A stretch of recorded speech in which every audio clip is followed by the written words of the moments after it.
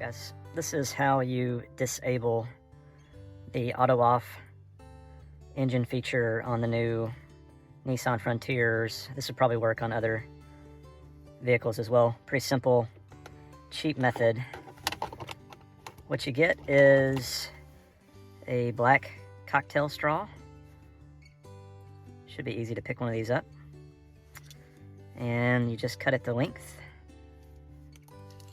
And the simple part is you just wedge it in here. I typically like to start on one side. Just push it in.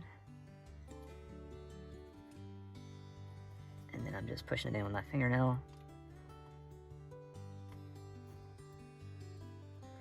All right. And you'll see I just gave the button a nice little push in. What the straw does is it just holds the button pressed in place permanently. Obviously chose the black straw for aesthetics. And that's it. The auto off will stay permanently pressed in. When we start the engine, it will stay on and you no longer have to worry about the engine cutting off. So here I'll just start the engine to show you what it looks like.